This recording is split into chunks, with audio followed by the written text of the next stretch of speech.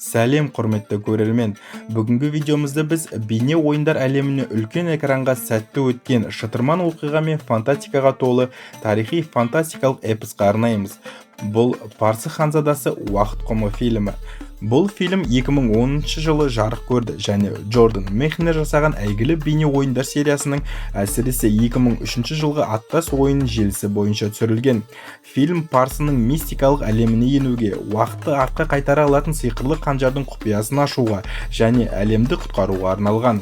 Бүгін біздің видеомызда айтылатын тақырыптар: бұл ауқымды жоба қалай дүниеге келді, оны жасауға кімдер атсалысты және ең бастысы Парсы ханзадасы дәстанның тағдыры қалай өрбіді, сюжеттің барлық қыр-сырын талдаймыз. Әрине достар, әдеттегідей фильмнің толық қазақша дыбысталған түрін мен өзіміздің телеграм арнамызға салып қойдым. Сол жақтан фильмді толықтай тамашалай аласыз. Ал ендеше дайынсыз ба? Уақыт құмының құпияларына саяхатқа аттанайық. Парсы ханзадасы фильмнің өмірге келуі бірнеше жылға созылған ауқымды жұмыс болды. Жобаны қолға алған адам Голливудтың ірі продюсері, Кариб теңізінің қарақшылары трилогиясын жасаушы Джерри Брукхаймер.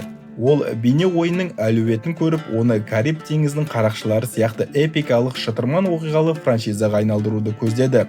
Брукхаймердің негізгі талабы сюжеттің бейне ойынға деген құрметін сақтау. Сондықтан жобаға Парсы ханзадасы ойынын жасаушы Джордан Мехнер автор әрі атқарушы продюсер ретінде шақырылды. Мехнер фильмнің сценарийінің негізін қалады. Сценарийді жазуға Бойз Якин, Дуг Миро және Карло Бернард атсалысты. Олар Мехнердің бастапқы идеясын үлкен экранға лайықты етіп дамытты. Фильмнің режиссері болып Гарри Поттер және От кубогы фильм арқылы танымал болған ағылшын режиссері Майк Ньюэлл тағайындалды. Оның міндеті уақыт құмы әлемін нақты, ауқымды және тылсым күшке толы етіп көрсету болды. Түсірілімнің негізгі бөлігі Мароккода және Ұлыбританиядағы Пайнвуд студиясында өтті.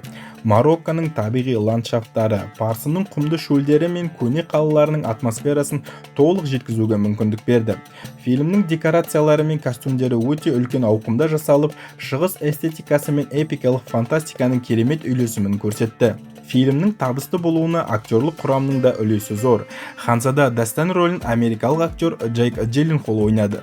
Ол өз рөліне дайындалу үшін көптеген жаттығулар жасап, паркур элементтерін және фехтование өнерін меңгерді. Бұл кейіпкердің ептілігі мен батылдығына экранда сенімді көрсетуге мүмкіндік берді. Аламут ханшайымы Тамина рөлін британдық актриса Джемма Артертон сомдады. Оның кейіпкері дастанның одақтасы әрі қанжардың қорғаушылардың соңғысы. Басты зұлым патшаның ағасы Низам рөліне атақты актер сэр Бен Кингсли таңдалды. Ол кейіпкеріне терең драмалық әсер және зұлымдық берді. Көрерменнің сүйікті кейіпкерлерінің бірі салық төлеуден қашқан түйеқұс бәйгесін өткізетін көпес Шейх Амар рөлін Альфред Молина ойнады. Бұл фильмге жеңіл әзілдер әкелді. Фильм сюжеті ежелгі Парсы жерінде өрбиді.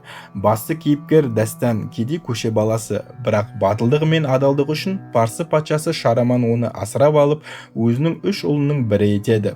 Дастан ағалары Тас және Гарсиппен бірге өсіп, ханзада атағын алады. 15 жылдан кейін патша Шараманның бауыры Низамның ұсынысы бойынша Парсы әскері қасиетті қала Аламутқа шабуыл жасайды. Низам Аламуттың Парсының жауларына қару-жарақ соғып жатқаны туралы жалған дәлелдер келтіреді. Шабуыл кезінде дастан жаудан сиқырлы қанжарды тартып алады. Аламутты басып алғаннан кейін қаланың ханшайымы Тамина қалада ешқандай қару өндірісі жоқ екенін айтып, олардың әрекетін айыптайды. Мереке кезінде дастанға Шараман патша киетін сәнді шапанды сыйлайды. Шапан уланған болып шығады. Патша оны киіп өлген соң бүкіл кінә дастанға артылады. Патшаның өліміне күдікті болып танылған дастан Тамина ханшайыммен бірге қашып кетеді. Жолда Тамина дастаннан қанжарды тартып алмақ болады. Сонда дастан қанжардың ерекше қасиетін байқайды. Ол ішіндегі уақыт құмының көмегімен уақытты бірнеше секундта артқа қайтара алады. Дастан бұл қанжардың құдіреті үшін ғана Аламутқа шабуыл жасалғанын түсінеді. Ол ағасы Тастың қанжарды иемденгісі келді деп ойлайды. Қашып жүргенде Дастан мен Тамина сыйақы үшін оларды ұстауға тырысқан түйеқұс бәйгесін ұйымдастырушы көпес қарақшы шейх Амар мен оның серіктеріне кездеседі. Олар Амардан құтылады, бірақ бұл кездесу Дастанның інісі Гарсифтің оларды іздеп жүргенін білуге көмектеседі. Дастан өзінің кінәсіздігін дәлелдеу үшін Низамға кездеседі, бірақ Низамның өзі патшаны өлтіргенін және қанжарды алуды көздегенін түсінеді. Низам бүкіл жоспардың артында нағыз зұлым.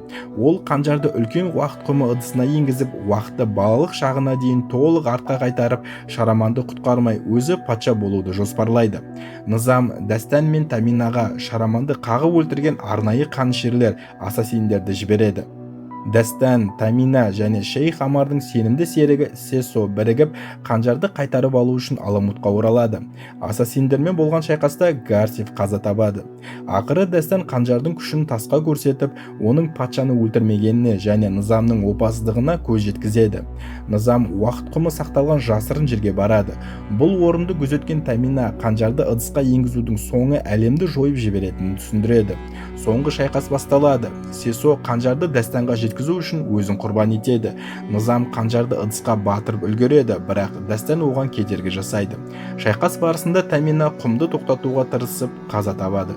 Дастан Таминаның өлімін көріп, қанжардың барлық құмын пайдаланып, уақытты Аламутқа шабуыл жасаған сәтке дейін толық артқа қайтарады. Уақыт бұрынғы қалпына келгенде Дастан Низамды әшкерелейді. Айта кететін жайт, қанжардың бір ерекшелігі уақытты артқа қайтарған адамның ғана оған дейінгі не болған туралы есінде қалады.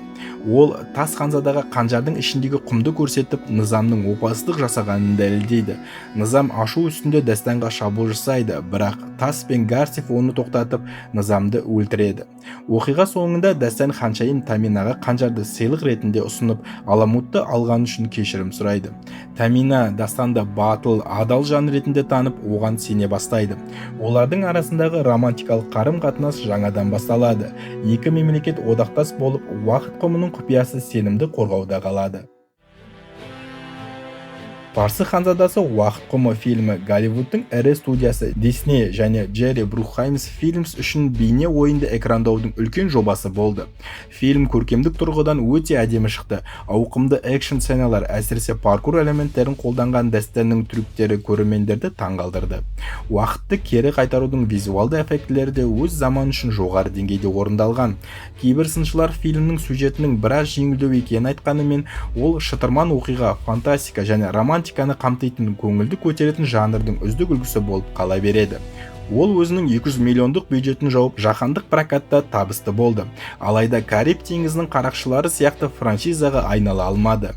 Дегенмен, бұл фильм ежелгі парсының жұмбақ әлемін, достық, опасыздық және махаббат туралы аңызды үлкен экранда қайта тірілткен бейне ойын фанаттары мен шытырман оқиға сүйер қауым үшін есте қаларлық туынды.